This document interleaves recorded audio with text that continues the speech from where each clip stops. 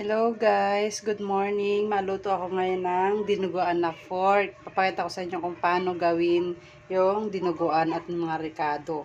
Ito na yung dinuguan na dugo. Ito yung pork, kalahating kilo, tapos gabi, bawang, sibuyas, at saka sili.